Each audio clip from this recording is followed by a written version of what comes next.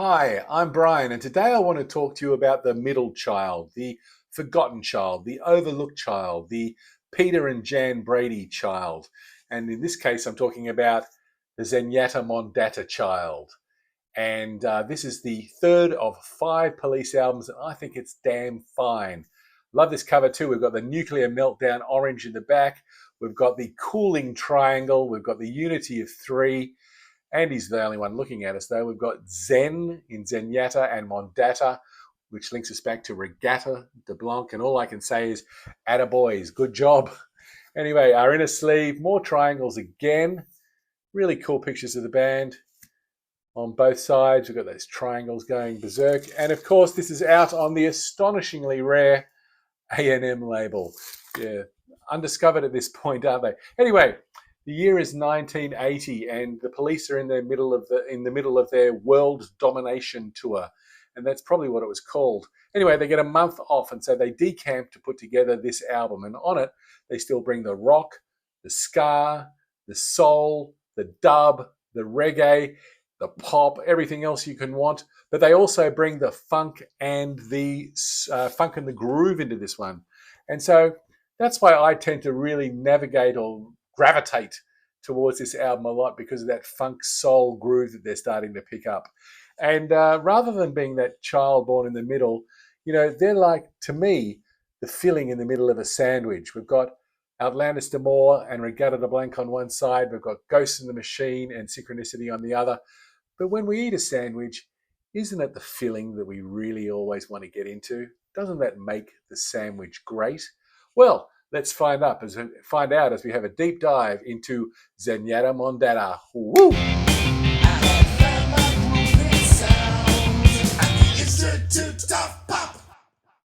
The album kicks off with the first single, Don't Stand So Close to Me. And this won the Grammy for Best Rock Performance of that year. And it's hard to imagine that in 2025 it could still win a Grammy given the repugnant subject matter. But the music is wonderful, it's delightful, it's exciting, and it all begins with this guitar synthesizer or a synthesizer down low going, "Arr." And then Andy's arpeggio, bum, bum, bum, bum, bum. And then Stewart comes in to counterpoint all of that with a backbeat, and then Sting starts to croon the story over the top. And the music here is absolutely delightful. It's ominous, it's chilling, it's foreboding.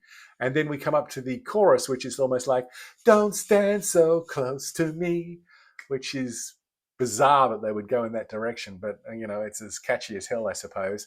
I particularly also love the middle section, which is instrumental, and we've got sort of these helicopter-esque sort of guitar synthesizer sounds, and we get taken away into a different place with Sting even going, "Oh, oh," a couple of times, and then back to that joyous chorus again.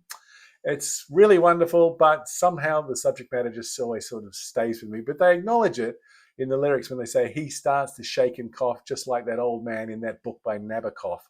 So, I mean, they're not ignoring it at all. It's a brilliant song, and it's a great single. And if it shone a light on any of the sort of situations within this subject matter, and it brought that to light and stopped some of these cockroaches, then that'd be really exciting. The next song is the one where we first get that funk, and it's driven to tears. And the idea here is that we see images of starving people all around the world, and we're driven to tears because of it.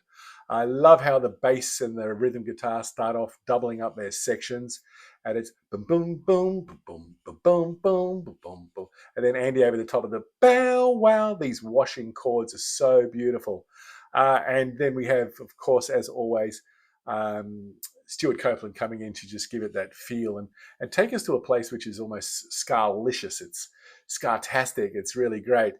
Then we get into the whoa, whoa chorus. I mean, it seems like nearly every Police song at the time had a whoa section, because you've got to sort of slide from side to side. Whoa! But after that, something comes which is really interesting, and that's a guitar solo by Andy. And what's interesting, really, for me about it is it's sort of taking from the Robert Fripp school of guitar. It's almost like you can play any note you like, but what we get with that is some experimentation and some weirdness, which is really cool before coming back to the main song. And of course, Andy did go on to work and do a couple of solo albums. I think they're Bewitched and I Advance Mask. I think they came out in the opposite order with Robert Fripp. So that was going to be a really interesting combination as well. And it's this instrumental power that this band has, which makes this song and probably the whole album a thing of beauty. I mean, you've got a brilliantly innovative drummer in Stewart Copeland, a fantastic guitarist who's taking a lot of chances, Andy Summers, a brilliant bass player in Sting, great singer, great songwriter. What else do you need? Oh, they look good too. Then we move on to When the World is Running Down, and this is a song where Sting envisages that he will be the last person standing in a post-apocalyptic world. And why not Sting? I mean, why not? Could have been anybody, could have been me, could have been you, but we vote for Sting to be the person to survive. And interestingly, he's talking about how he's got his James Brown records, got no electricity, those things. You got his Otis Reddings, again, no electricity. And then he's got a film that he's going to be able to watch because he's not going to be able to play with anybody else. He's going to have to play with himself, by himself. Anyway, don't know. No electricity, though, Sting. We've got to work that out. And it's also interesting that he's going to have to play by himself, which is sort of presages the idea that the band wouldn't last for too much longer. I mean, another couple of years or so. But it shows what the band can do over a vamp. It just comes out of the gate going, and over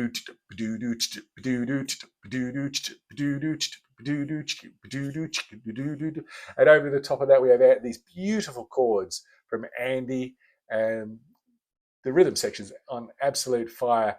And there's huge kudos here to Sting on the bass. He is as tight as.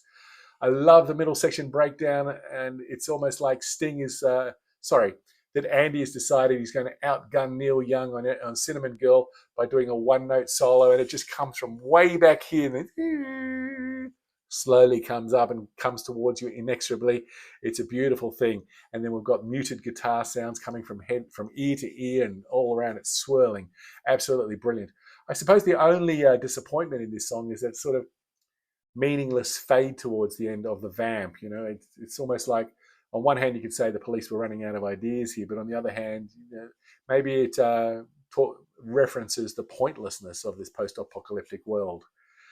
We really lift the mood of this album with the next song, which is called Canary in a Coalmine. It's fun, it's fast, and with those multiple tracks, the multiple tracking on the vocals make it really easy to sing along.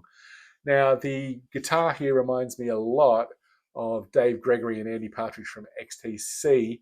But then, interestingly, another little reference to XTC is we get the piano solo in the middle, which kind of reminds me of Barry Andrews era XTC. It just, that sort of combination never really felt like it worked perfectly for me. And then, of course, Barry went off and worked in Shriekback and formed and became the genius behind Shriekback, and their early albums are absolutely superb. But here it doesn't work that brilliantly. Lyrically, I think this song is about people who won't, glass half full people, glass half empty, should I say, glass half pessimists who, want to be warned about everything, want the canary in the coal mine to make sure there's no possibility of any danger, so they're not going to really live life to the full. Then we move into Voices in My Head. Voices inside my head? Now I can't remember it. Anyway, we get a minute or two of this sort of dub feel, which is fantastic. We've got the reggae, we've got the ska, let's have the dub. But after a minute and a half, you might be thinking this is a bit of filler. This is another vamp, which is this time going nowhere. It might be like a stocking stuffer at Christmas, something you're just putting in to fill out the album, to pad the album. But, some of the best things you ever find in the Christmas stocking, the stocking stuffers, and this is a particularly good stocking stuffer in my opinion. And because then the vocals come in, I'm not going to sing, it's too high. The voices inside my head. So I think it's now voices inside my head rather than voices in my head. Echo. I think it's fantastic. And then we get the shout. Really cool. It's quirky, it's a bit freaky, and we can always do with something that's just a little bit more freaky. And then that moves us on to the final track on the album. This one's written by Stewart, not on the album, on the side. What am I saying? I'm saying the side, not the album. That's what I should be saying. Anyway, this one's by Stewart, and it's interesting on this album that Stewart gets the last song on either side of the album, but he's not allowed near the front of the queue. No, Sting's got that covered. Andy gets into the middle of one of the sides, but no. Stewart, you stand back there, Stewart, and we'll put my songs up the front, and when everybody gets sick of my songs, we'll hear one of yours. What do you reckon about that? You're a long way back there, Stewart. Come on. It's almost the end of the side. Anyway, um, Stewart writing about the Soviet invasion of Afghanistan. Not of contemporary interest to us at all, is it? But the song's called Bombs Away, and it's bombs away and we're okay. It's almost like a don't stand so close to me and bombs away. But it's a killer little groove. Sting's on absolute fire. And if you think that Sting can't play the bass, I really recommend getting into this track. It's absolutely brilliant. And of course, we get this demonic, chilling guitar solo from Andy. It's really aggressive and full of adrenaline. It's aggressive. That's a great word for it. And what we have here is a guy who's gone away from the major scale and is playing in some mode, which is the Andy Summers mode. I'm not sure what it is, but it sounds really great and it gives us a great opposition to that major feel and taking it out and the rest of the song. So let's flip it over and see what is on side 2.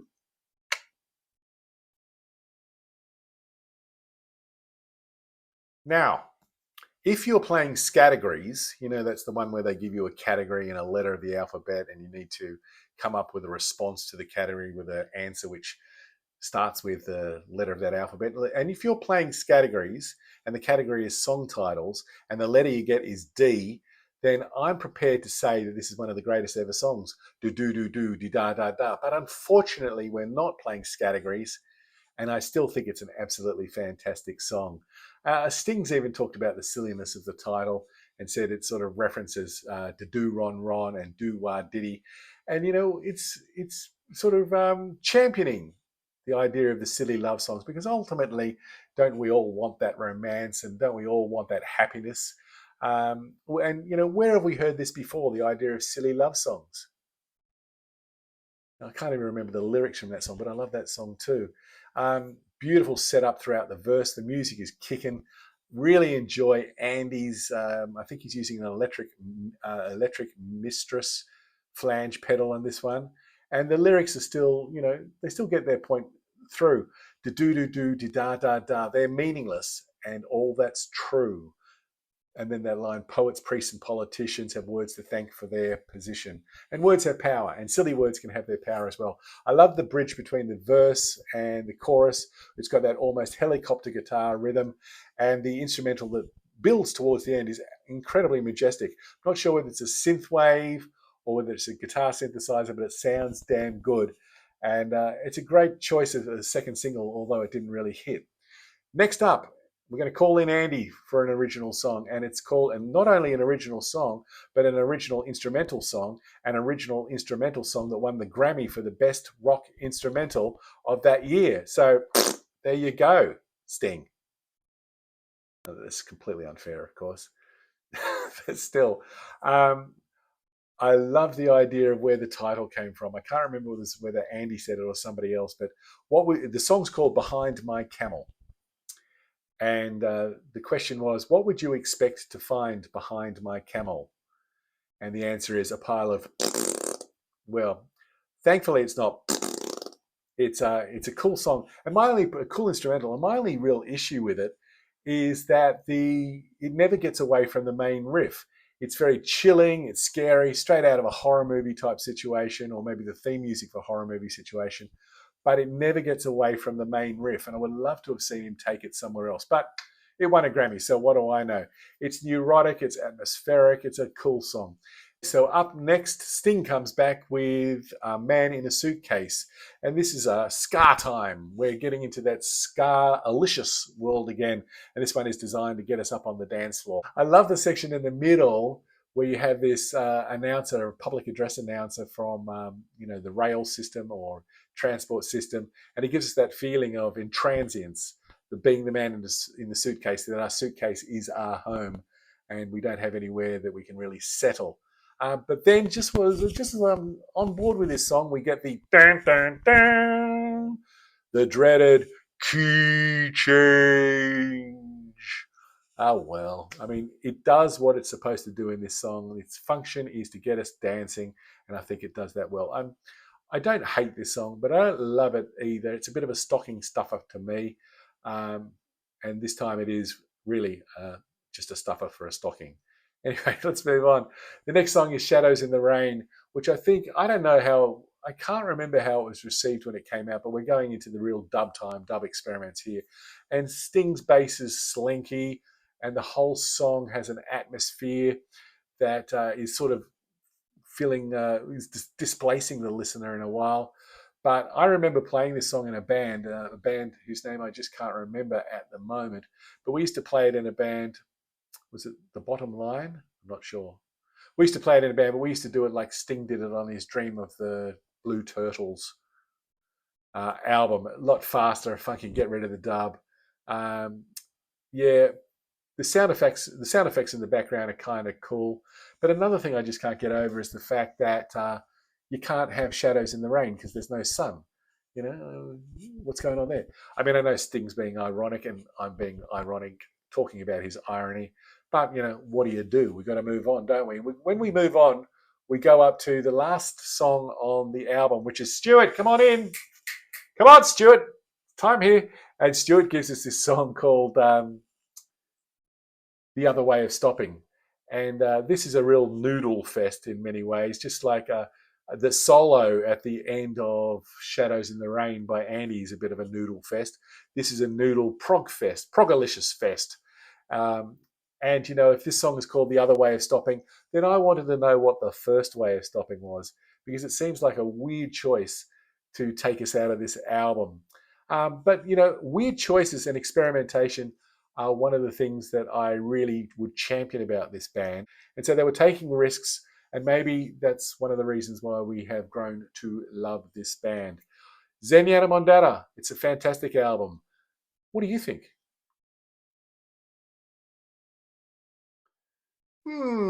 So I've talked a lot about stocking stuffers and fillers on this video, but to me, this album is the filling, and it was the filling that they needed to have to get from Regatta de Blanc and change the sound up to Ghost in the Machine. I think this is a really important album because it brought the funk. Those funky vamps are really killer. It is the album which is probably my favorite of theirs because I turn to it the most. But is it their best album? I don't know. I think all of the Police albums are flawed in some way. But that's great because it's like the crack in the pot. It's like that experimentation was necessary for the band to grow. And unfortunately, they only went as far as they did. But this is a great album, and I've had a lot of pleasure listening to it over the last week. And don't forget that if music of any size, shape, or sound or style gives you pleasure, then who am I to argue with your opinion? Hope you've enjoyed this video, and if you're still with me at this point, why not pop down below and put in a comment, and on the way hit the like button and maybe even think about subscribing, because you want to. Anyway, until next time, it's been great talking to you. I hope you take care, be cool, and bye now.